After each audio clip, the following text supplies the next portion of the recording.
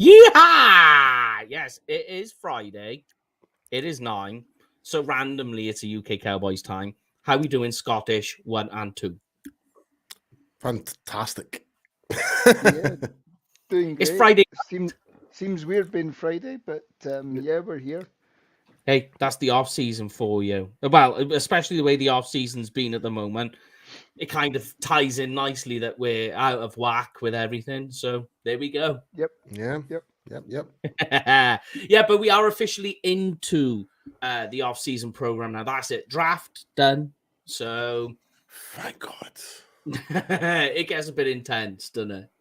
Yep. Especially like we're doing rookie mini camp next week. So that'll be fun to watch. That'll be quite interesting. There's a few things I want to keep an eye on, which we'll get into. This is obviously for us a post-draft show because we haven't been on since the draft. But before we go there, we just want to thank everybody that joined us.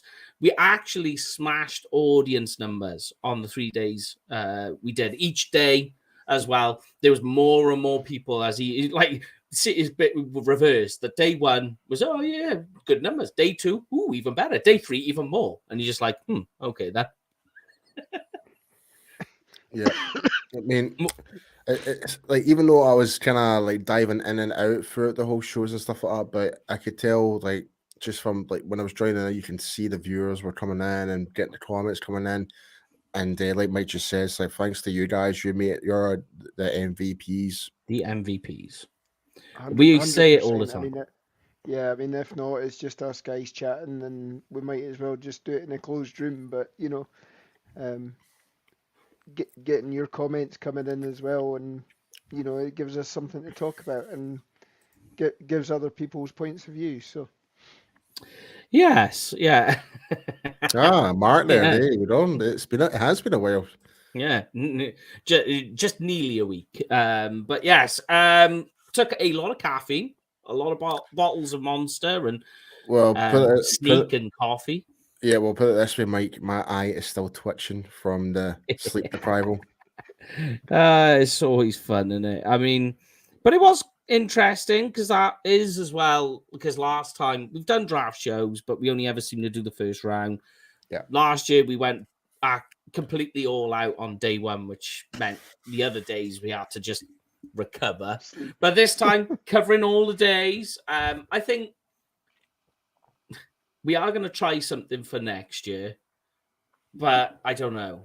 With the plans we've got as well, going to America, which is kind of giving away plans. But although we got plans to do a UK Cowboys tour, if you like, next year, I don't know if our draft plan that we had for next year will go ahead. Only because I can't afford it. Yeah, it's one or the other, I think, for me. I think it definitely will be, especially if we did the complete plan, but we're not going to go there. But yes, position breakdown season. So between now and Oxnard, we basically pick a positional group. This week, draft class. Next week, quarterback, and then going through it, looking at the whole ins and outs of the Cowboys draft. But before we go any further, we'll hit the news, which there is some... Oh, wait. We haven't used this in a while. Let's go for this a minute.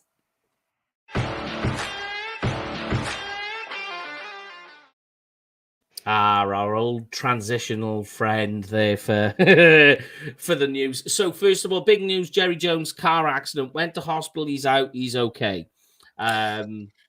Go on, you guys. Go on, Paul. I know you're going to say something. You hit me with your first thought and comment on that. Thank God he's all right.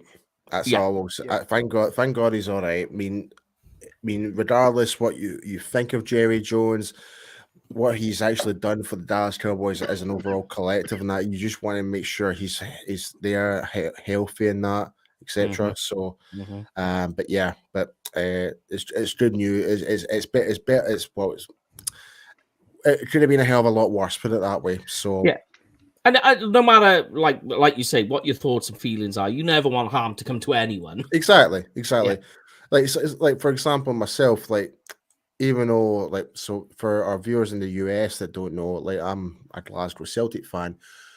I passionately hate the opposing Glasgow's team, Rangers. So, but deep down, I would never want to see any player in the opposing team to be harmed or anything like that. Like it's just like, you know what I mean. So, even if you're like from a different team or stuff like that, you always kind of like think about make sure that the person's all right.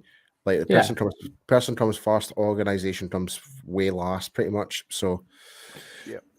And I mean, Yeah. I mean, if you look at the pictures as well, I mean, it was a straight T-bone shot on the opposition car as well. So, you know, that's it's not a glancing shot or which when you hear it was a minor crash or whatever. It doesn't actually look like a minor crash when you look at the video of the two cars together. But I don't know if this is just more of how the Americans. I'm sorry to our American viewers, but how you perceive maybe a minor accident, maybe a severe one to us, we don't know.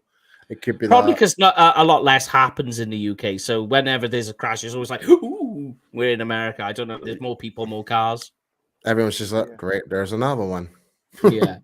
We're over here. You know what it's like over here. You see an accident on the motorway, and it's not the side of the road that the accident happened on. The traffic's moving the slowest. It's the other side with everybody watching. Yeah. The old swan neckers, as I call them. Yes, so there we go. But also in the news as well, we've had our first cut of the Cowboys roster. Shewu Olilua has been officially cut. Bit of a random one because they did that weird thing with him last season before the season started, stashing him on IR.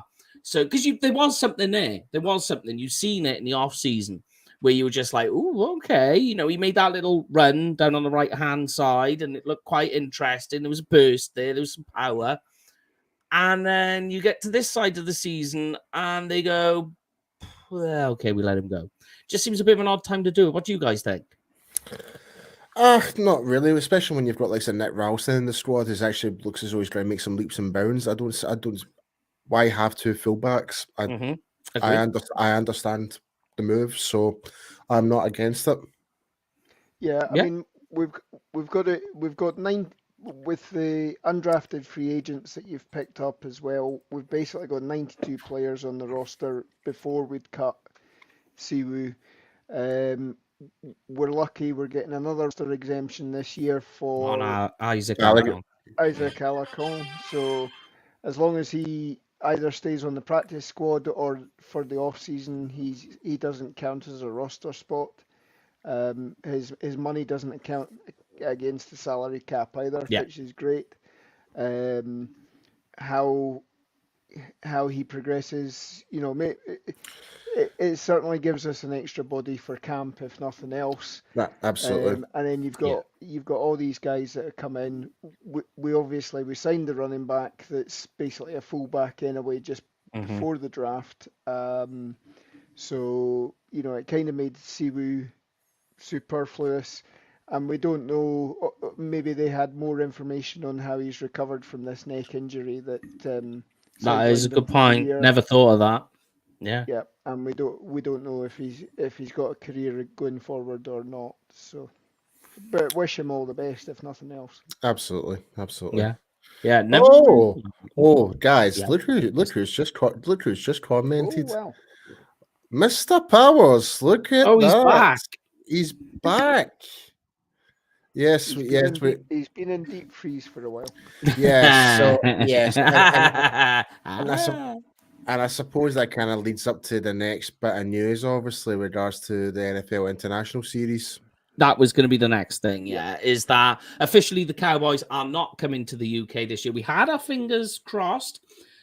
Conflicting or odd reporting that happened in the offseason saying NFL International Series have to be AFC, NFC. That's what it said.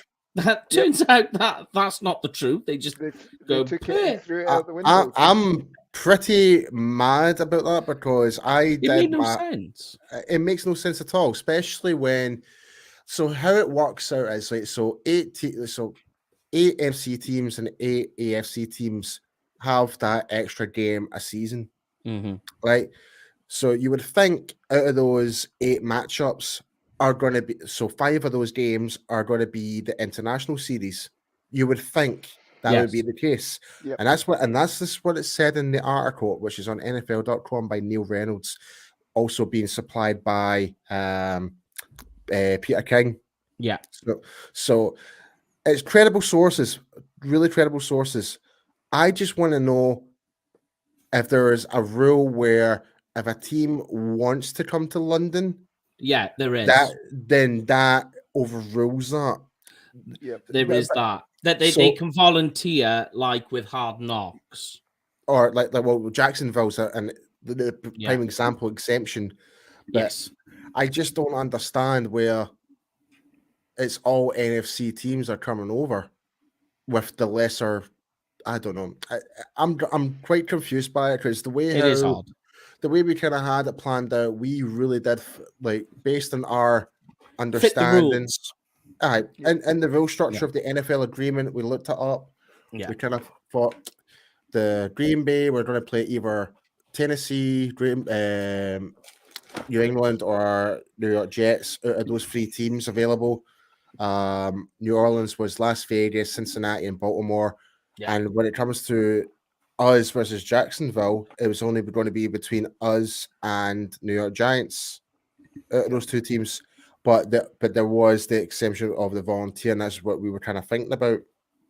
And there was obviously Broncos, Baltimore, and I think there was one other. I can't remember who it was. I think it may have been Cincinnati again. I think, but I could be wrong. But yes, DG Dog Jags are playing an AFC team. They are playing the Denver Broncos. Yeah. And we actually found that out before the news broke. We found out all of them. The day before. We found about all of them before it. And the biggest surprise to me was Green Bay and the Giants. Because here's the thing. It could have been us. Like, mine is saying, mine we were commenting saying, oh yeah, what about the Green Bay game? I says, well, it can be if we're running the rules. By the rules. By the rules. We're out of the running. But turns out not. Turns out it's not.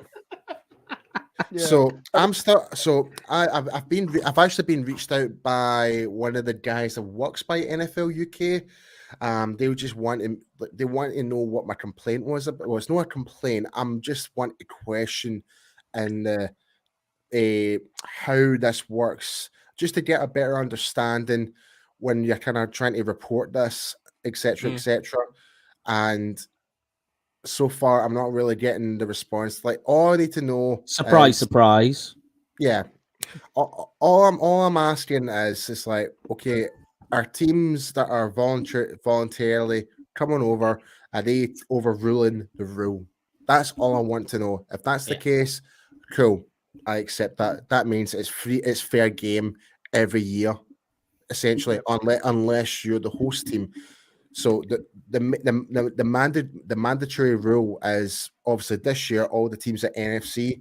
That's the only rule that you cannot volunteer. You are basically told by the NFL because you need to do it once every 8 years. 8 years, yeah.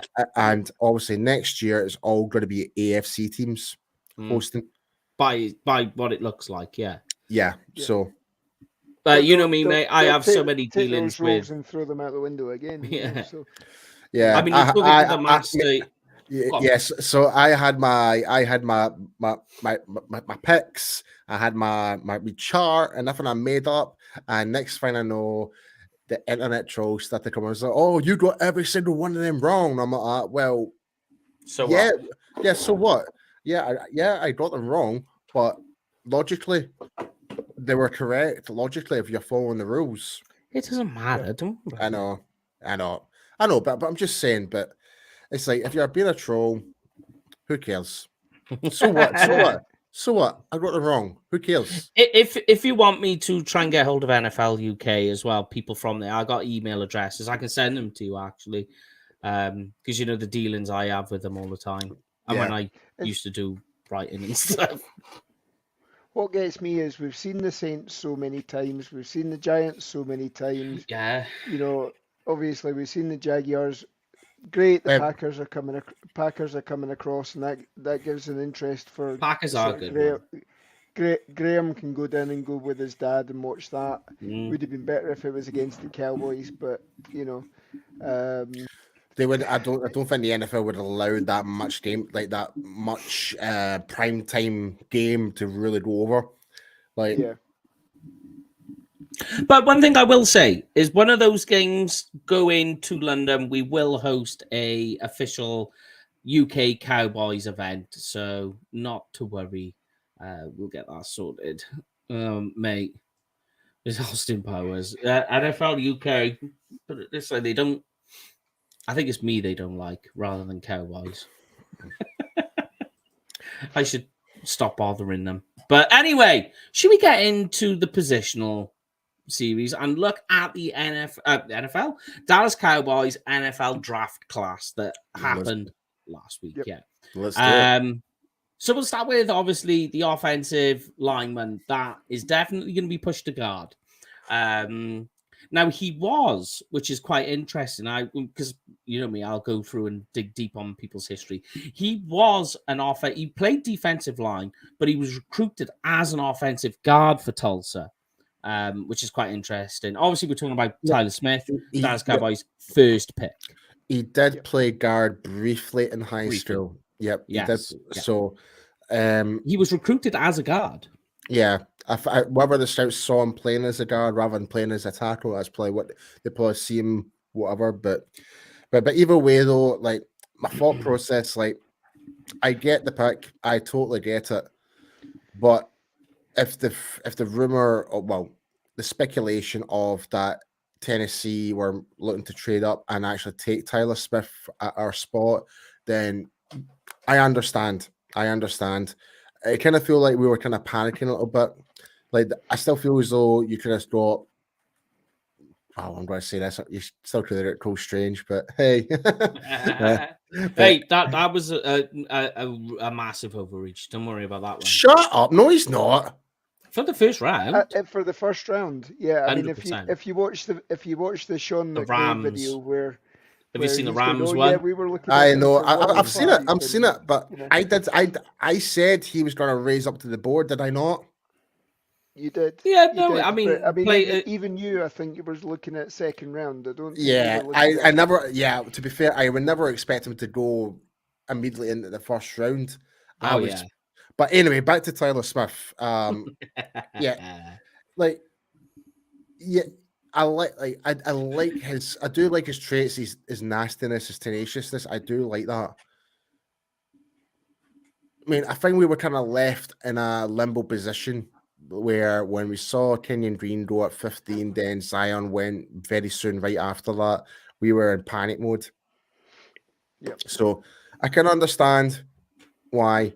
And with the push, and if that's the case where the Tennessee Titans want to push up to try and get him at our own spot, I can't help but agree it's the right move. I can't help because we do need to bolster our O-line in some way or another.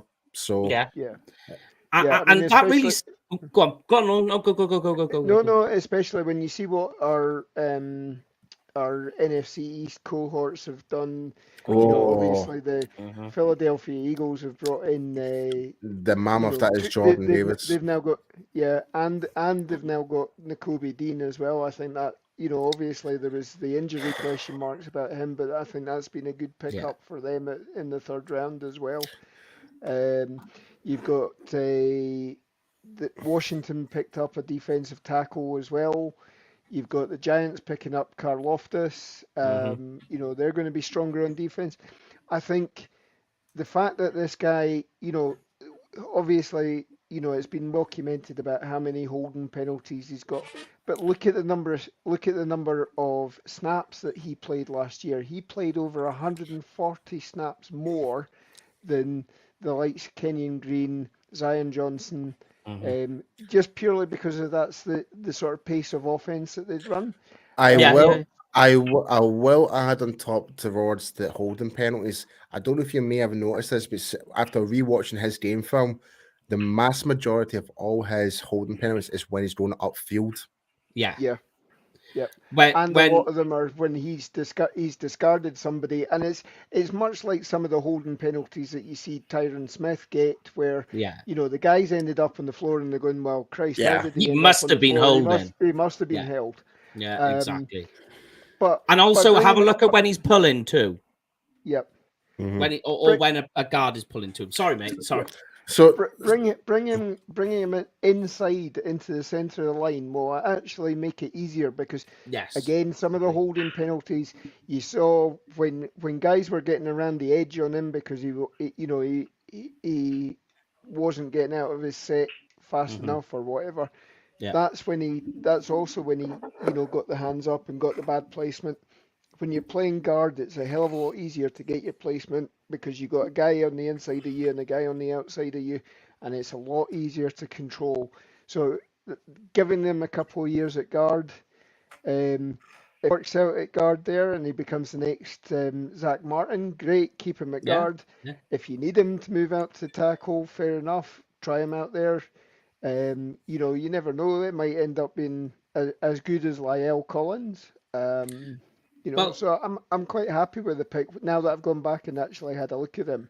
Obviously, because we weren't following the Cowboys draft show, but the Cowboys draft show, I had listened to that later on in the week, and they actually said from the beginning that the three targets that the Cowboys were probably looking at were Kenyon Green, Zion Johnson, and this guy Tyler Smith. So it wasn't an out of the blue pick. Yeah, it maybe was for us. But I think it kind of more forced our hand to make the pick more than anything. Like the risk of maybe potentially losing Tyler. I think the ideal was we would kind of trade back, and if Tyler Smith was there, then obviously that would have been the pick, and I would have been happy with that. See we drafted a few places back, maybe like 27, 28, I then picked him up, then great, we would have got more draft picks. But the fact is that so-called that Tennessee were moving up to try and get him. I completely understand it. I just want to kind of bring up Joe's comment. I'm sorry I'm going to have a wee go at you here, Joe, but I think it's a bit of an unfair comment to put on Tyler because he's not even played a snap in the NFL yet. Corner's corner, like, you know what I mean? And also the fact that it's like Tyler is a much bigger body. He's a lot more physical body, whereas Corner had to hold down because he wasn't strong enough. And you do have to give them, and I said this on day 2 of the draft, you've got to give the Cowboys the benefit of the doubt. Most certainly Will McClay, because when you look at the last 3 offensive linemen that they've taken in the first round, they've all ended up first team All-Pro, Pro Bowl offensive lineman multiple times. Some of them you could even argue, certainly in Zach and Tyron, they could end up in the Hall of Fame, depending on how the rest of their career goes. But, they get the benefit of the doubt. And if Tyler Smith ends up being a Pro Bowler, they've hit it yet again with an offensive lineman in the first round. And history shows every time we do draft an offensive lineman in the first round, end up going to the Pro Bowl. Yeah, that's what I mean. Yeah. So the odds are on the Cowboys side. So I give them the benefit of the doubt. Yeah. And, Tyler Smith, I feel, in terms of, like when you look at it at the time, like, in real time, how you felt about it, Tyler Smith is a lot less... what's the word I'm looking for? Tyler Smith is a lot less disconcerting than when they took Travis Frederick at the position that they did. Travis Frederick at the time, you look at that and you go, oh my God. Like, Travis Frederick was a guy I had touted as a 3rd rounder. I think a lot of people had him touted as a 3rd rounder, but or it just goes to show it can be the scheme that you're in college, where. Yeah. Definitely. Again, you've been recruited out of high school by one set of coaching staff. They've moved on because the results haven't been there, or they've been snapped. If the results have been there, they've been snapped up by another program and given mega bucks to go to that program. Yeah. You're ending up with another squad. By all accounts, Tyler actually had the option this year. He could have entered the transfer portal. Alabama were seeking to him. If he'd either stayed in college for another year, he would have been the number 1 tackle, perhaps coming out of the draft next year. Perhaps, You know, just the guy's only just he's turned a sophomore. 21. He's a sophomore. You know, yeah, he's only just turned 21 since age being is on his drafted. side. You know, this is another Tyrone Smith pick. Yeah. If it works out for us, great. If not, there is an element of the risk. But we certainly needed to, with the Eagles signing Jordan Davis, we certainly needed to pick up a big body for the guard, and he is a big body, and he's coming in at a size that is bigger than Connor Williams was when we drafted Connor Williams. So you got that nastiness there as well. So I never thought I would actually approve what Shannon Sharp says about the Dallas Cowboys, well, in general, but in terms of what he's like, what Austin's saying about generally about scouts, it's like they spend a lot of money and time. I completely agree with that comment. Absolutely. Like, and mostly with the first round picks, most certainly, most of the time why they fail is either because they're lacking motivation in themselves, or they don't fit the scheme and coach. That's the big one. So, you know, I feel that is going to be fine. We'll let things develop. Certainly, he's a nasty, and he was as well, as I was saying, statistically, he's the best run blocker in the class. So, and that really set up the draft as well, that when they drafted him, when you look at everything else that they started getting these big bodied guys with long arms, big wingspan, big hands, a lot of strength. Run blocking became a big thing, which we'll discuss a bit later as we go further down the draft. You could see that there was a pattern emerging. But let's look at the second pick, Sam Williams, from Ole Miss. We could talk briefly about him, guys. It's up to you. But I think he fills a rotational need. That's for sure. He fills the need. He fills the need at defensive end. Yeah. Is he my first choice at defensive end? Absolutely not. At 56, no. But I will say this though: the way how the draft panned out, going into the third round, it kind of cancels each other out.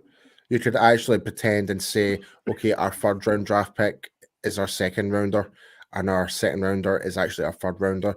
That would have been like an A+ grade, in my liking, like based on where you're drafting the person. But it was Jerry's guy. He was always going to draft him in that round. We kind of had it was kind of on the cards. So, but again, just need to trust the staff. Will McClay, need to trust them.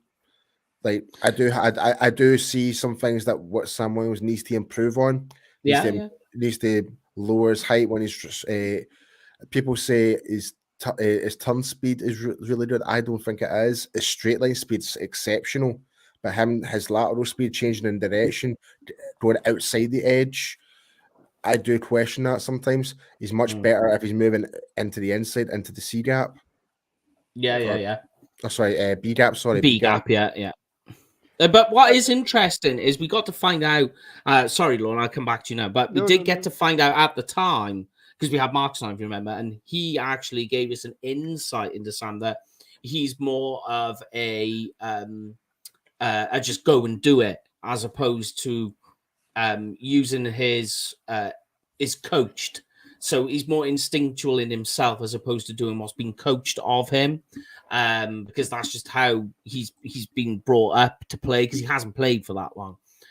So Marcus gave us some quite big insight on Sam Williams, the player, which is quite interesting. You know that when he said it, the first thing that was ticking in my mind is, okay, so he's got all the natural talent and the raw talent, and he's got this natural ability. Now you're going to give him some NFL coaching to give him some tips. Plus, you're going to have the likes of Micah Parsons, Tank Lawrence. Who else have we got? You'll have the guy they drafted. What's that, sorry? You got Terrell Basham, you've got Golston, you've got Odigizua, you know, all of these guys will be able to give give him some points. I'm trying to think of the guy they just brought in off free agencies. Mine's escaped me, and I'm Dante terrible. Fowler. There we go. So there's another veteran that you can learn some tips and tools off, as well as the coaches. So be interesting to see what they do. But go on, Lorne. I know you're going to have a take for us on Sam. Well, I mean, we've kind of discussed it. I mean, obviously this guy is going to get a head start in the coaching with everything that Dan Quinn will teach him as well. You saw what Dan Quinn got out of the likes of Golston and Odigizua last year. If he gives that same teaching, and you can bet next week when they've got the rookie mini camp, there'll be photos again of Dan Quinn. He's cap on backwards, and he's in there, and he's stuff the pads. He'll be knocking Screw the cap, Lorne. the shit out the helmets and everything. Screw the cap, Lorne. He'll be laying a lid. Yeah, well, I wouldn't be surprised. He might not even need the lid, But see, before we move on to our third rounder, can we just say, I don't know if you guys may have seen the graphics been going about of comparing Hutchinson to Sam Williams based on their stats, and people say, "Oh, it's why is this guy not a first rounder?" Well, it kind of goes back to our point where there's traits where his lateral speed, he stands up to it right, whereas Hutchinson is pretty much a full package. It's there could be a 7th round draftee with the exact same amount of stats, but it depends who you're playing against, depends who's on that offensive line you're up against. There's so many factors to why you're being put down as a 2nd rounder compared to a 1st rounder. You can have all the stats in the world. But it doesn't, George Karlaftis has half the stats than both of these guys, and he's still in the 1st round because he has better traits than guys that are in the 2nd round. So that's just trying to make people understand that's how NFL coaches look for. Look at the conference they play in too. It's separate conferences. Exactly. Ways. So it's going to happen the way that it did. SEC to Big Ten is totally different in play style for sure. And that's a good point as well. It's no longer Sam Williams. Williams. Yeah. It's going to take a wee while to adjust to that, to be honest. It's going to take a wee while to adjust to that, to be fair. And I mean, there's one thing as well. I mean, you look at the Jags pick in round 1. I mean, I've seen one person compare him to the sort of Mike Mamula pick a couple of years back as well, where he played on a defense where he didn't put up the stat. Obviously, the Georgia defense is, a pro-ready defense. Last year, you could have probably fielded them on a Sunday last year, and they would have actually played very well against NFL competition. But this guy, the Jags signed with the 1st pick, you can't exactly say he had the stats. He only he lit up the NFL scouting combine because again he trained for it, and he had he was with whatever training center he was at. They would have got him schooled up ready for the combine. He is a Mike Mamula pick. Whether he can translate that going forward or whatever, we don't know. But I mean, he could quite easily be a big bust, and we're all laughing at Jacksonville again, because they'll have the number 1 pick again next year or whatever. But as we say, it's a crapshoot. It's a lottery. You can get all pro play out of guys who are 3rd, 4th, 5th rounders, and your 1st rounders are absolute busts. You just got to roll the dice. Supposedly, if you take them in the 1st round, you got a 50-50 chance of it being coming up a hit, and that goes down by 10% each round or whatever. But we just need to see. Obviously, one of the other reasons why Sam Williams there's the question mark about his past. And run defense too. Well, run defense as well, but I mean, obviously, but dealing with the off-field issue. Yeah. And one of the things we were critical last year, when you listen back to all the rookie interviews was that Josh Ball didn't really address anything this time round. Sam Williams did say, "Look, I have moved on. I've got a kid now. I've got a daughter. My whole mindset has changed." So, he obviously has grown up from the incident. He's obviously okay. He's gone big time a little bit and saying now he wants to be known as D. Williams. Yeah. But that, from all accounts, that's what all of his relatives call him. He's not called Sam at all. So D is a middle name of his, so that's what everybody calls him. So we just need to see how it plays out, to be honest. Yeah. I just want to highlight the big Labarski's comment, and it's very true what you're saying. One thing Kalafdis and Hutchison and the others don't have that Williams does is, of course, the mastermind Dan Quinn. Yeah, and we just briefly mentioned that regards to what he did for Chancey Golston at the end of the part of the season. Like, he really came on leaps and bounds, and we saw like players that no one wanted, and look what Dan Quinn did. But I think also you need to give not just so much Dan Quinn is our defensive lineman coach Adam Durdy or Durd. Durd. You need to get Durd. You need to give him a lot of credit as well. He did let the fire up some of these players to really strive up again, and we saw that throughout the whole season. I'll try and see if we can get him on the show to talk. Let me leave that with me. That would be good. Yeah, that would be good. With me. Oh, that would be great. Yeah, because the UK connection. So let me sort that out. But let's get on to the third guy, folks, because we're flying through this show. This is one of my favorite picks. This to me is the biggest steal, I think. Personally, biggest steal. Well, in terms to play this year. Yes. Yeah. Yes. There is a bigger steal overall in the draft, but this pick is my favorite one. That this guy, week one, is going to come in and he's going to start. That is wide receiver Jalen Tolbert, South Alabama. And this is quite good. I put a stat out, and I noticed you liked it, Mr. Paulius Maximus. Is Jalen Tolbert has 77 receptions of 15 yards or more. That is most in the FBS since 2019. So in 3 years, he is the best deep threat wide receiver. The Cowboys have taken him. Now, we did bring up his measurements and his numbers before. We'll do it again.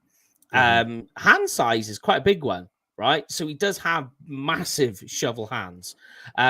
So people will say his 40-yard isn't that great. I think it's fine. 4.49 is a decent speed. Is that not quicker than Dez, to be fair? Probably will be, yeah. But so in fairness, I mean, it's those wee milliseconds. I mean, he's still got, like, as long as he creates separation and we can see the game film, he can clearly do that. Yeah. I mean, it's fine. But here's what is interesting, because it's his get off and his route stem that he is good at, especially for getting downfield. His 10-yard split is 1.54. Now, that is fast. And what is interesting is he has a broad jump of 1.23. So that coincides with what you're seeing. That there's that explosive get off that he's got. And I think what they're looking for him, because the Cowboys, and we mentioned this when the Cowboys sort of went out of the playoffs, that the offense really, I think, more than anything, was lacking speed. It was lacking that it was starting to get a bit clunky a bit. So especially when you look at everything, that nobody's slow. I'm not saying that there's slow, like there's nothing wrong with Dalton Schultz, Amari Cooper, CeeDee Lamb, Michael Gallup, all have adequate speed, but there isn't somebody who's fast that will go down and be that speed threat. The Cowboys now have that. So my only concern, even though I love the pick, I love, it helps. It's not going to be. It's not obviously a Amari Cooper-esque, obviously, but he fills the void. My only question is, how are we going to utilize him where we never really run the deep ball threat? Really? I don't know. They do, but I know what you're saying, because he is the biggest knock to him when you watch him is that he's a one-trick pony. Yeah. I mean, again, he's very like Gallup. He's quite Yeah. capable of making the sideline catches. So again, that maybe gives us the option that you could, when Gallup comes back as well, you could have Gallup on one outside and, Hail Mary. you know, Mm. well, yeah, you got Tolbert on the other outside, and then you allow CD Lamb to freelance in the middle. Yeah. Which is what he's excelled in the first 2 years of the league. He's done quite well out of the slot. It takes the pressure. Shifting guys around it should allow us to see what we've got and try and create these mismatches. It wasn't, we were never going to take a big 6'4" guy like the Packers did in the second round with who was it? Christian Watkins, was it? Yeah. Watson. Watson. Yeah. Sorry. I think he fits this. I think Tolbert fits the style of receiver that we were looking for. And again, I love the pick and I love the value that we got for the pick because as we were saying, when the run of receivers was going off in the first round, and then there was the start of the second round, and Sky Moore goes off at 54 or whatever, and I'm surprised he went so low for that. Yeah, again, it probably took a lot of balls for Jerry and Stephen to actually say, well, we do want Tolbert, but we'll wait until the third round. We'll take Sam Williams, and I bet you there were a few fingernails chewed off there where they were saying, oh God, is he going to actually land to us? See, I would be very curious if Tolbert wasn't there, what would they have done? That's what I would really like to think. Yeah. But what is interesting is that the Jalen Tolbert pick, 86% of Cowboys fans agree with that pick, which is the second most. I loved it. Yeah. Absolutely loved the pick. So it is interesting. Like you said, Mike, it's my favorite pick, but due to the fact this guy can start right now. Yeah. I say I start right, he will start right now. Let's wait to see what camp is, because the thing stopping him at the moment is James Washington. So they're going to put that guy out there because they have trust in him. But if Tolbert can do just enough, I think he could overtake James Washington. I do feel that. Mm-hmm. I feel like he'd overtake that role. So when Michael Gallup comes back, Tolbert is still your guy. Don't forget, you've got all the acquisitions from the free undrafted free agency, which we'll go over as well. Yeah, we'll go over them. Yeah, I mean, but here we go. The next pick for me is now. This goes back. You don't like this pick. Let's be fair, Mike. No, I don't. But I like it personally. I like it. But I don't like the pick. But what I do like is how it's sequenced with everything else. Because you've taken Tyler Smith, right, who's really good at run blocking. He's like the best run blocking in the offensive lineman class. So then you tie that in with Jake Ferguson from Wisconsin tight end. And his big thing was run blocking and pass blocking.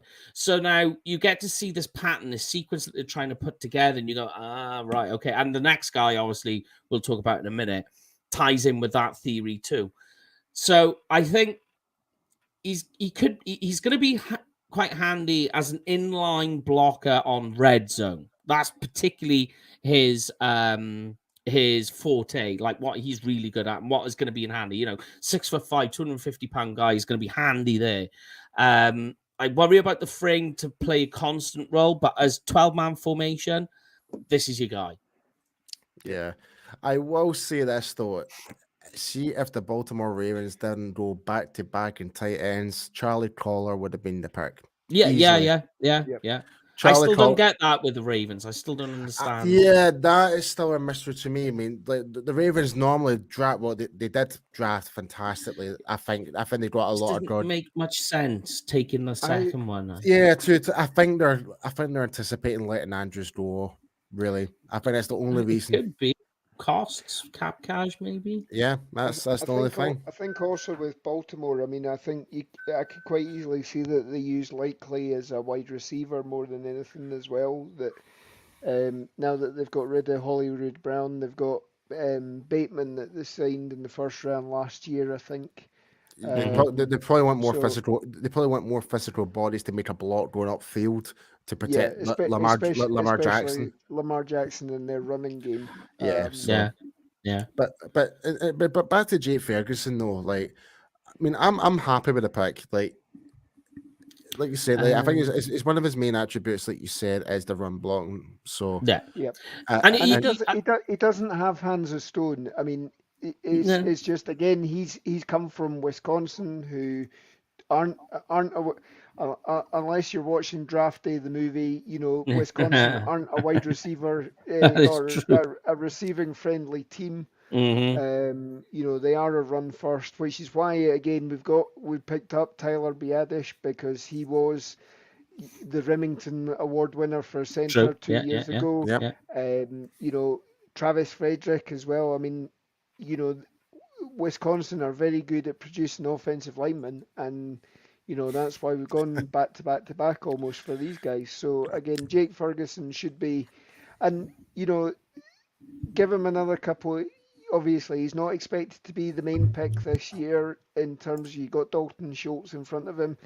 Dalton Schultz, we're pretty sure is going to be out the door next year, unless he comes in and lights it up. And obviously, he's talking about the extra 15 pounds that he's put on in strength. If that helps with the run blocking as well, again, that's maybe he does certify himself for another contract. But we are looking at moving forward, and Ferguson, after a year with the right coaching, again, could be the next one to step up.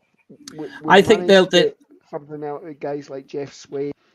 And again, we're not using a second round pick like we did with who was the guy that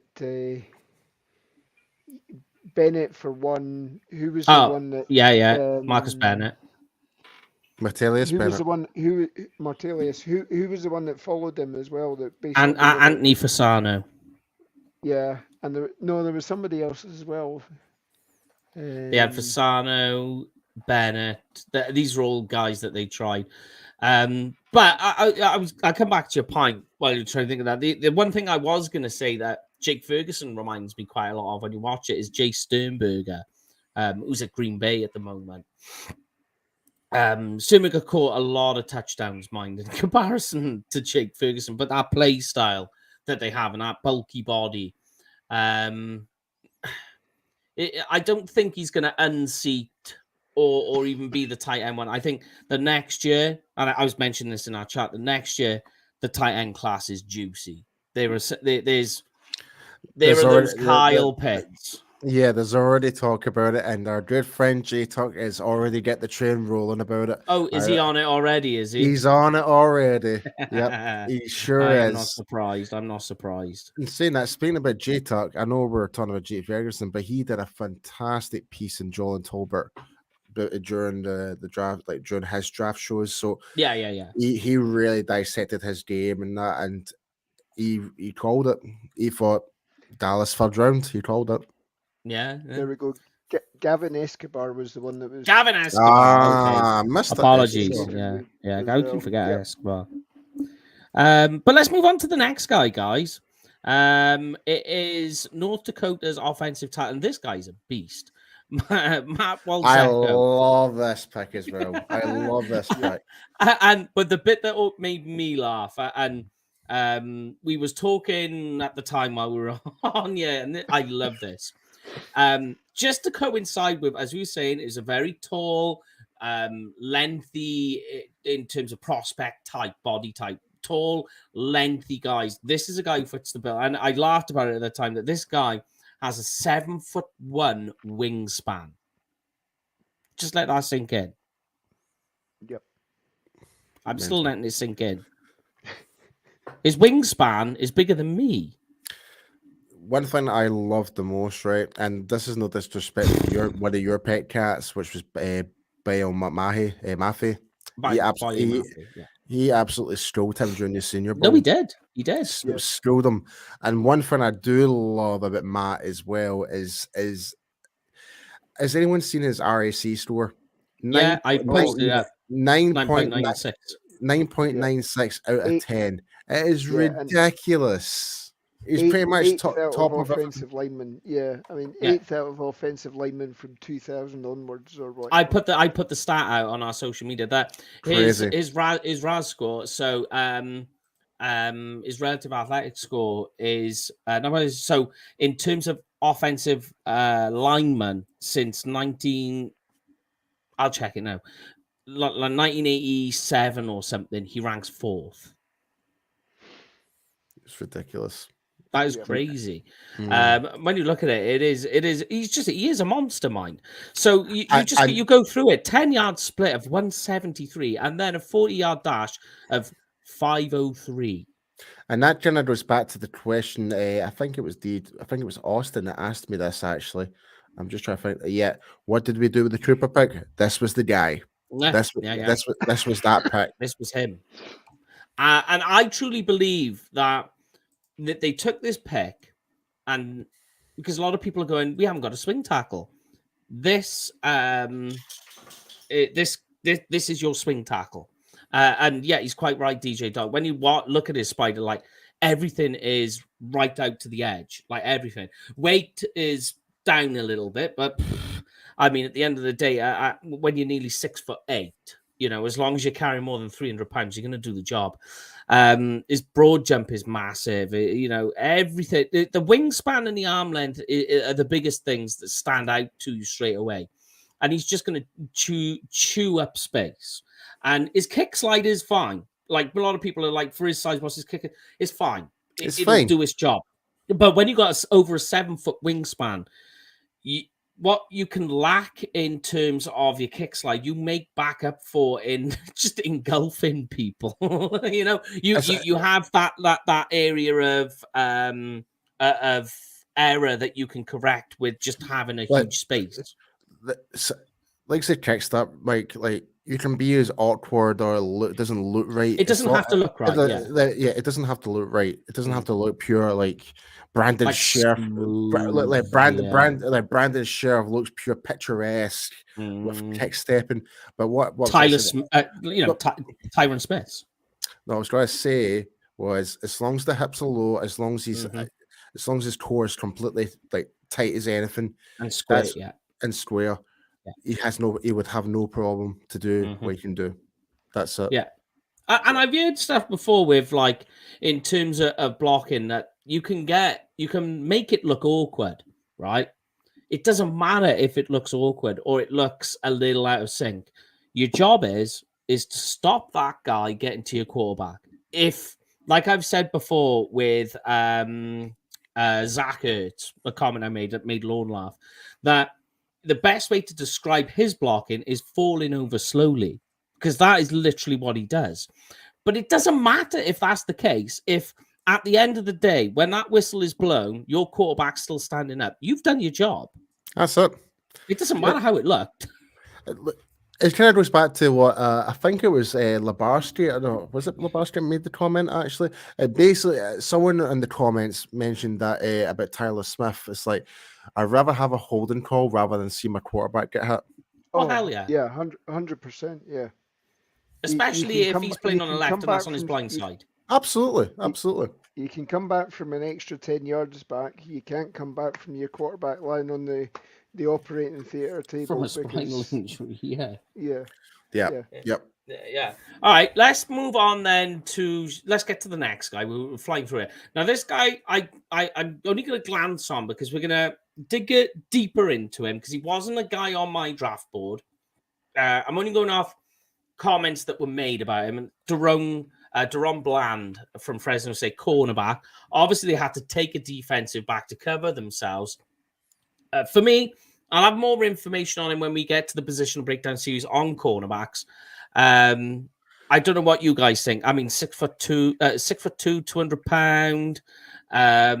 Did his job while there. 3 seasons, never allowed more than 300 yards in a single season. I mean, I don't know what you guys if you guys have got a take on him. I'll let you take over and then we'll move on. To be perfectly honest, I have not looked up DeLorme Brand at all. But I mean, you know me, I'm more of a defensive lineman, offensive lineman guy. That's not my specialty, but that's the guys I look into the most.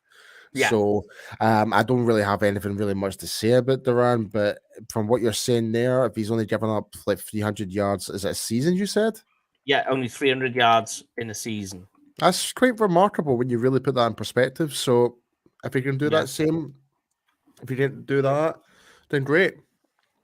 Yeah, I need to go on. Again, he's your Dan Quinn traits guy. You know, the 6'2", the and he's not flashy. He can pick the ball off, but again, it's cover first. Don't get burned. And he's quite capable of tackling by all accounts as well, which is is always a plus with a cornerback when you're out there on an island that you are practically the last line of defense, either on a running play or if you're covering one-on-one, you've got to basically you can't let yourself get burnt, and if you give up the pass, you got to make the tackle. So exactly, yeah. But I think by the time with rookie mini camp and everything else, because obviously cornerbacks are going to be one of the last of the positional breakdown series positions we look at, we'll have a lot more information on that we can look into and say, what we think about him. Will he make the team? Will he make the cut? How are they going to use him? How will they utilize him? Especially when you think of the other corners that are there, we'll know by then. Because this is the guy I really want to talk about next. That was pick number 176. Yeah. Don't forget, Mike, it's a compensation pick as well. It was a compensatory pick. The first of the compensatory picks are the two at the end of round 5. It is LSU linebacker Damon Clark. Wow. Yeah, I mean, me and Brian, we was doing, as you know, the positional, not the prospect project, looking at different players. Damon Clark was somebody we did touch on. Obviously, the issues are the injuries, so he is going to start the season on PUP. Could even be IR. I don't know. I'm not sure. They're going to know more medically, especially with their team there. 89% of Cowboys fans agreed with this pick. This was the best. So this was their best pick. Potentially, like I think it's more like everyone agreed because what the potential has in store for this pick. Yes. Like see if there wasn't for the injury, you could say first rounder easily. Right? Maybe second, I would say. Maybe not think third. So? Yeah, because of inconsistencies in his game. Well, I'm saying late first. That's what I mean. Sorry. That would work. Because what I mean is like, you kind of saw that in this draft, especially. We saw some players that we did not expect to go in the first round. Yeah, like from the linebacker position and stuff like that. So, but yeah, I think like if all things go according to plan, get him healthy and he gets to the way he can play and get that consistency, playing beside Micah Parsons and whoever, under Dan Quinn, it could be something special. Yeah. And by all accounts, the reason why he didn't have the fusion surgery until March 24th or whatever was because he went to the combine thinking he was fine. I know. He's not experienced any problems or anything like that. And it was only when you went, all the teams did their medical testing and everything like that, the MRIs, the x-rays that they had taken flagged up the fact that he needed this surgery, and he had no idea about it. It's much like a bit like Nakobe Dean saying, well, what pec injury, I'll see you at camp, so what's flagging for one team, it depends on what your agents tell you to do, and obviously his agents told him that the best thing for his career is actually to get this surgery. It by no means is a 6-month rehabilitation period, so 6 months, that means you're talking September. Give him another couple, put him on PUP to start the season. You can probably activate him week 10 if need be. Depends how your season's going. Obviously, if you're talking about activating them, you're maybe talking that there has been injuries and you're needing to scrape everything you can out of everybody. But potentially you get a return this time. It's not like the Jalen Smith pick where it was a second rounder. So fifth rounders aren't necessary, especially with you look at the way Not a the huge Dallas risk. Cowboys have. Yeah. Yeah, the way the Dallas have drafted in the fifth round in previous years, we don't expect much from it.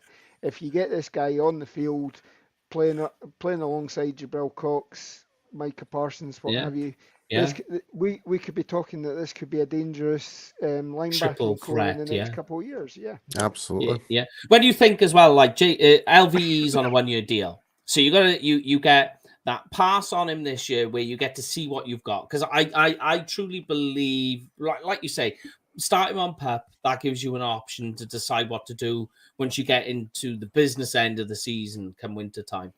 And then if he's not ready, you keep him, you let him rest, recoup. LVE continues to be your guy. At the end of the year, you get to decide what to do with LVE because you got Damon Clark waiting in the wind. He's a guy that in 2020 had inconsistency, 2021 less inconsistent, so he improved. And here's an interesting fact for you. I know you like this one, Paul. Now think Micah Parsons, linebacker position, defensive rookie of the year. He was at the linebacker position, number 1 in quarterback pressures. Damon Clark in 2021 was 4th in pressures at the linebacker position. So just to give you an idea of what you're mixing in there with what you've got. Quarterbacks, beware. That's what I'm saying. It's coming from that way. Do you know what I mean? I just want to bring up Labas. He's been hitting some great comments tonight. Same with everybody. DJ Dodd, Austin, and we've got some new people coming on to the show. Samuel Rowe. I believe is this your first time on the show? If it is, then great. Correct me if I'm wrong.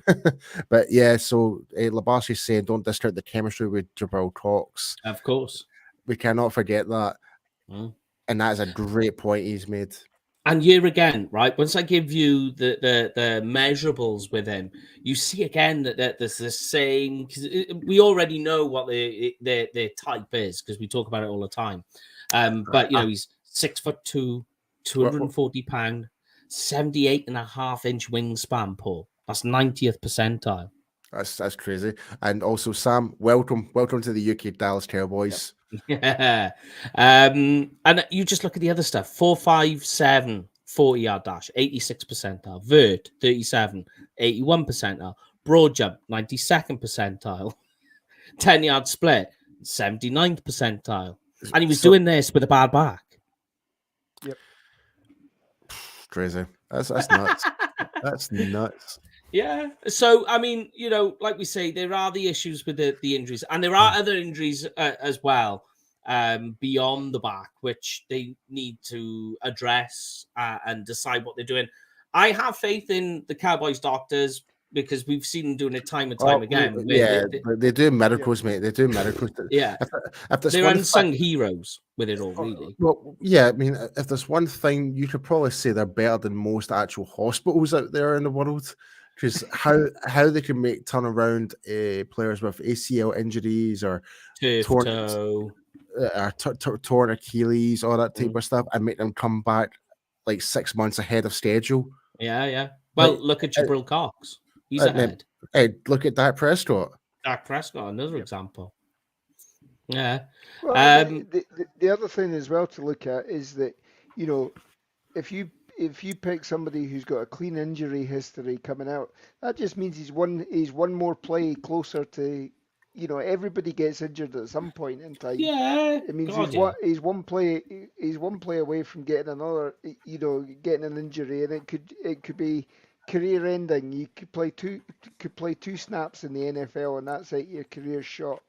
So where look at Sean Lee. Sean Lee was an injury concern coming out, and LVE was LVE as well. And okay, he's got it's not the 5th year option, but he's got to a second contract with the Cowboys. Yeah. And if he turns it on this year again, he could be making money elsewhere. So, yeah.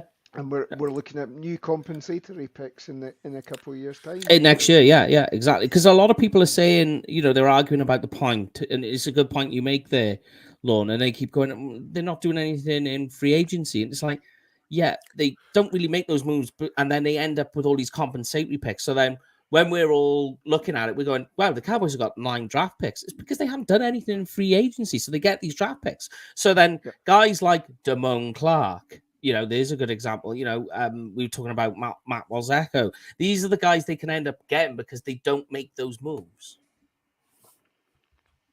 100%. And I mean, obviously we've talked about, Jerry likes to trade up and down and all that, but it's taken Gives you options. quite some.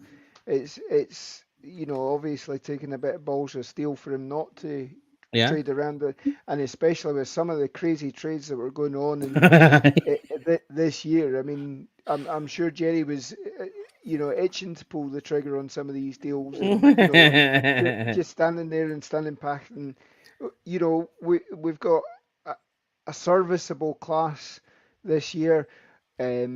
Have we improved the talent from last year's team? Maybe not, but it's not always the talent. We've changed. Some of these guys that are coming in have got the attitude that we didn't have last year, that bounced us out of the playoffs in the first round. Yeah. We need a change of culture. We need a change in attitude. Some of these guys might, even though they're coming in as rookies, they might be able to have an influence in the locker room. And just because you got the most talented squad or the most overpriced squad or whatever doesn't necessarily translate to winning the Super Bowl. The Patriots can have managed to turn around a roster, with in a lot of cases you'd consider some of their players to be also rans or replacement players, and they've managed to take them to the Super Bowl numerous times and create a dynasty out of that. So it's a case of catching fire in a bottle, I think. So yeah. Just to bring up this wee comment, are there any Eagles fans in the UK?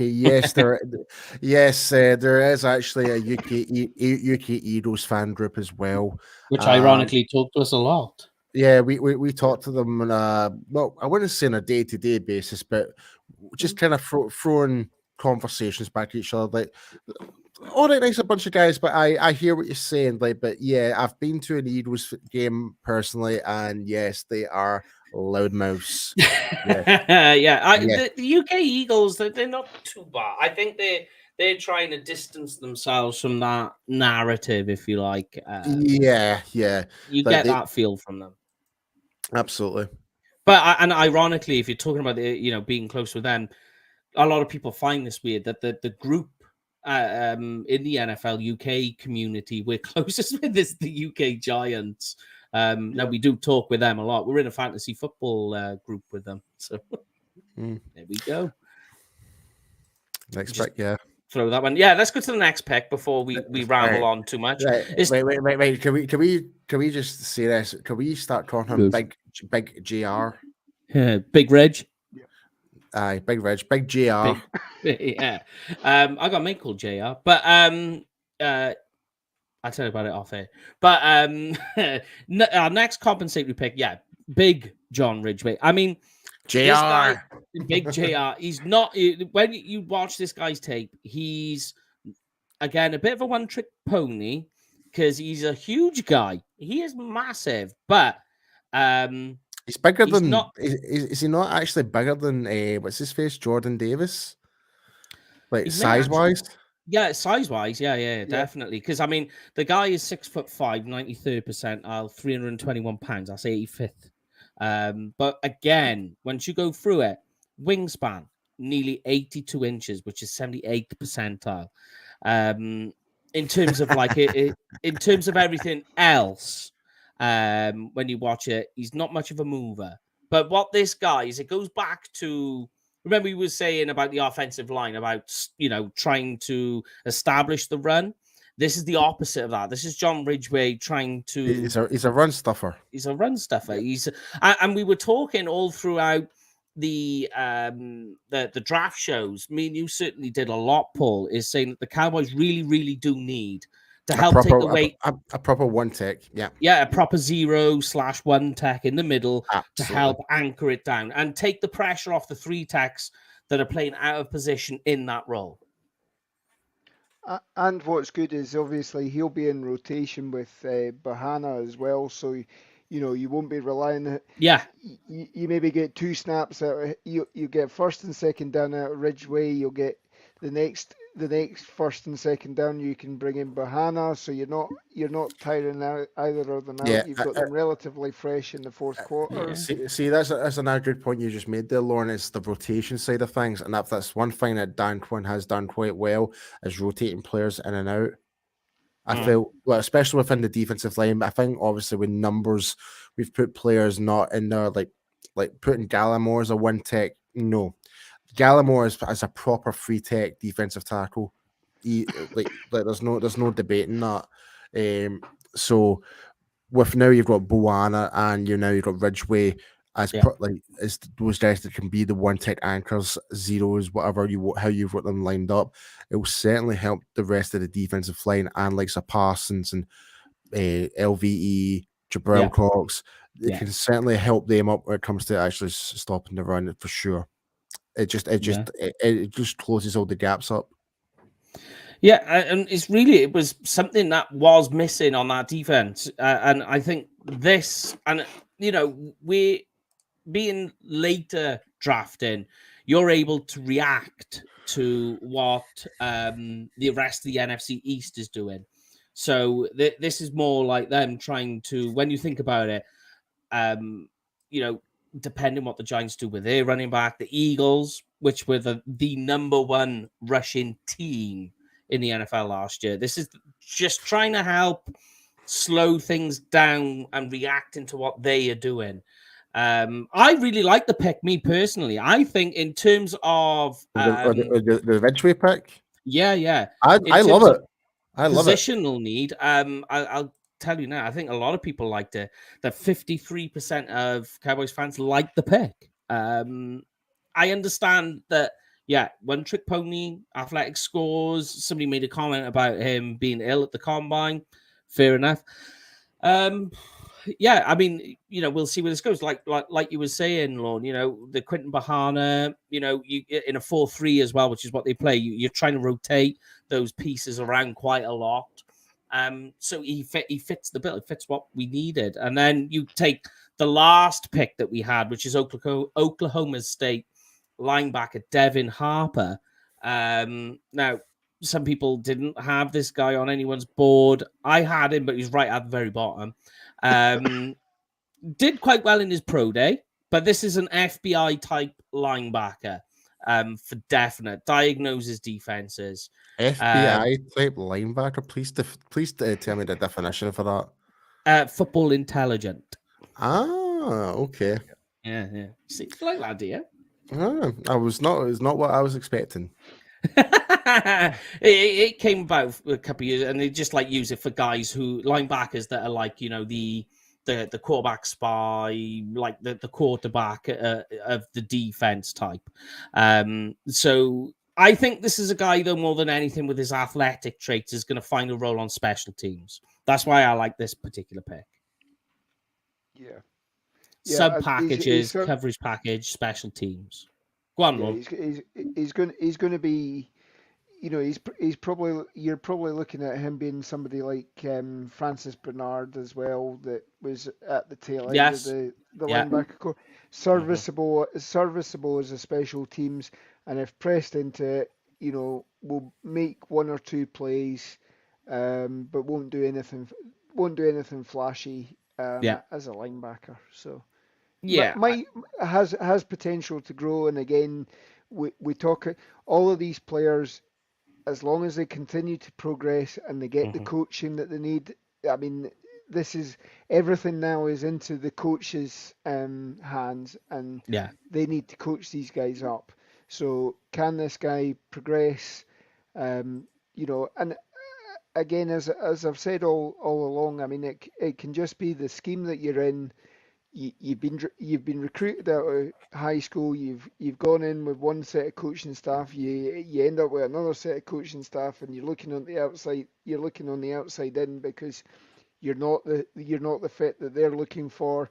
You could have entered the transfer portal, but you didn't, and you just as a result, your draft grade's a little bit lower or whatever. But again, you find the right position in the NFL, you can quite easily take the next step up. So all of these guys have potential. None of these are screaming reach or they're not pen throw picks where you're going, where the hell did that come from? Yeah. Let's just see how it goes. I've got a great question for you. Again, from the Big Lebowski, and this is one directly for you, Mike. Where is it? Do you think Harper is rated higher than Hansford? Oof, that's close. It's close. Because what you got to remember is, and I mean, we'll get to the undrafted Hansford on Texas A&M was their best tackler. He's come away with the most tackles from the linebacker position.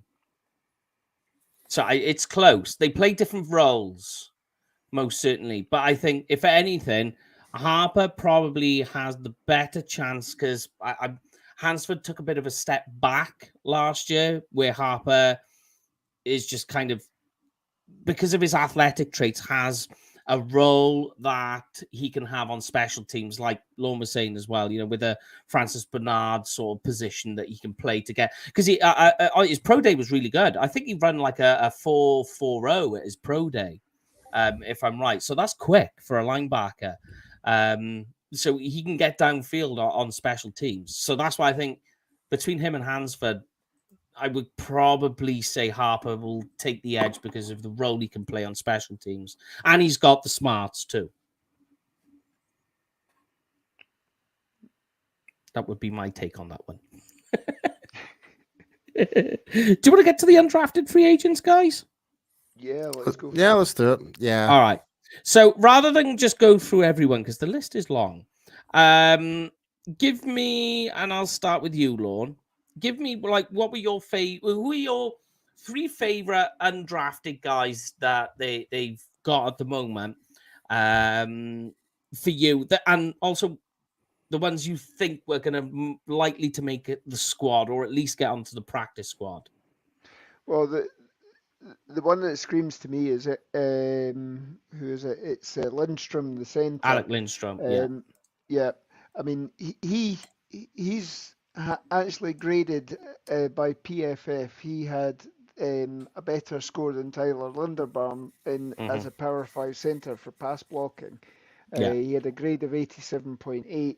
Linderbaum had 85.4. We've made no bones about it on here that so far Tyler Biadasz hasn't been what we expected. Now, whether that was injury coming out of college, COVID, among other things, and just taking that time to adapt to the NFL, maybe he picks it up this year, who knows. But I think Lindstrom's certainly got a chance to be competing against him this year. And by all accounts, again, Farniok is also putting the effort in. That Philbin was interviewed on the Cowboys draft show.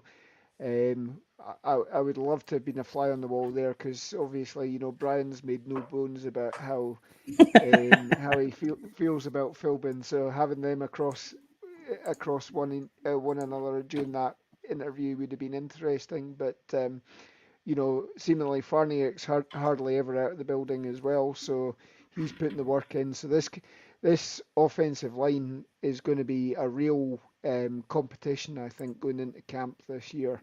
About time. And that's what you want. You want guys who are hungry and want to be playing. And again, that just in some respects, again, that can override talent as well. So again, it helps with the chemistry. you get that bond, and you can be going up against guys who are far more talented than you, but you're doing a better job than them. So Yeah. I'll take all of this. The other one that sticks out for me, everybody's already dubbed him the Big Cat. Big Cat, yeah. Big Yeah. Cat Brian from Big Cat UCF. Bryant, UCF, Yeah, yeah. Big Cat Bryant. I think he's going to be an interesting pick as well. And He does have a really got chance. third. I would agree. He has a chance to at least make the practice squad. Yep. Yeah, I'm Yeah. with you there. I can see a way he squeaks in. What about your third guy? I haven't really got a third guy. I haven't Okay. dug that deep on the UDFAs that we've signed. So. All right. Well, Paul, hit me with your top three. I can guess who they're going to be, but give me yours. Alec Lindstrom, Marquise Bell, and Dantario Drummond. Yeah, Dantario Drummond's a good one. Marquise Bell, I think, is a guy, because, again, you go through it. Height, length, the weight. But Marquise Bell is a guy. He's a hard hitter as and well. He's fast. He's a straight line speed. He is got, like, if you watch his game film, he has no fear sticking his head in. I just saw the moth going across your screen. I just saw the moth going across your screen there. that moth is doing my head in, honestly. He's attracted to the ring light on top, yeah. But what I like with Marquise Bell is I think that there's a guy that could actually make the team on special teams again. Mm-hmm. Hard hitter, fast straight line speed, good length, good reach, good height. It's like everything that you just go, okay, yep, there's special teams. Dantario Drummond is an interesting one. Funny, Ole Miss again. Because I just wonder which way round it works.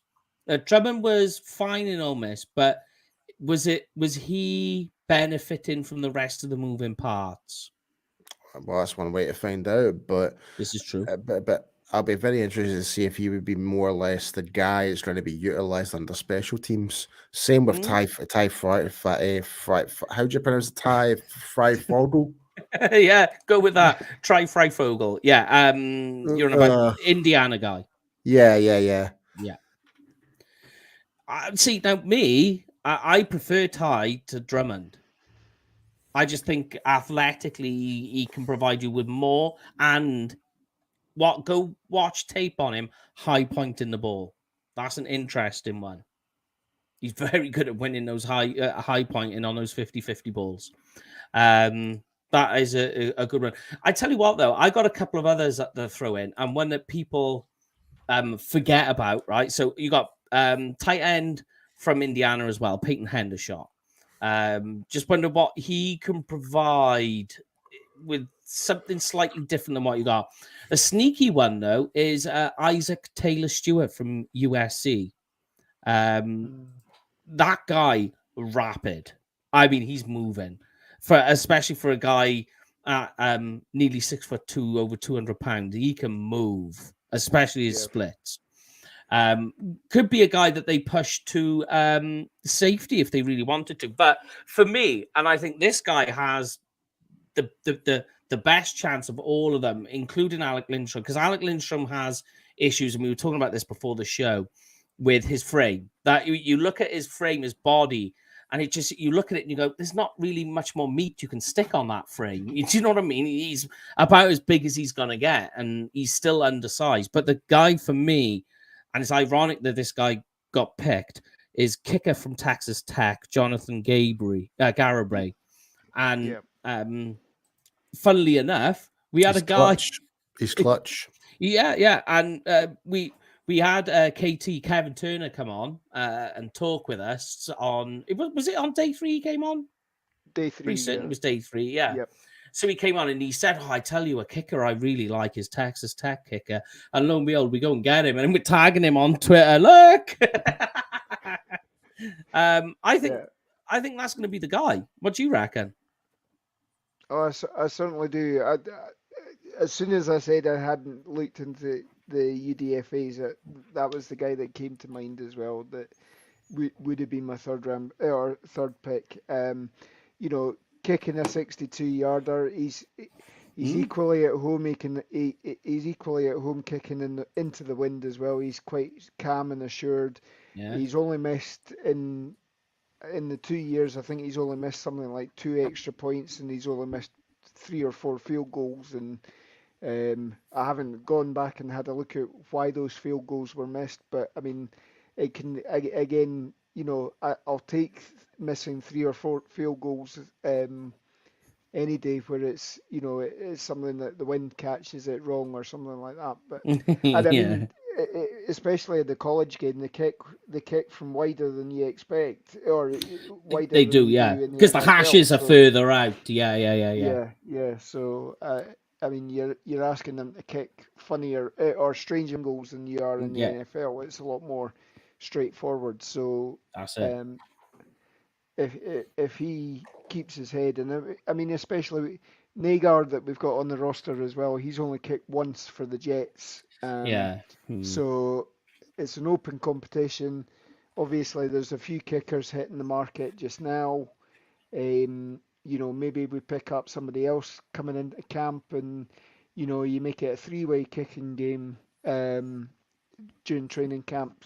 Try and create the competition there as well, but and that can't be understated, especially at the kicker position. Like, you know, we didn't really provide much in the way of, you know, a kicking competition last year. And look how that ended up. Do you know what I mean? It was, and you should never have to rely on your kicker to win games, but it is nice that on those close games, because those close games are going to come, they are going to happen. It is nice that you can turn around and go, okay, let's put our kicker on and get this game won.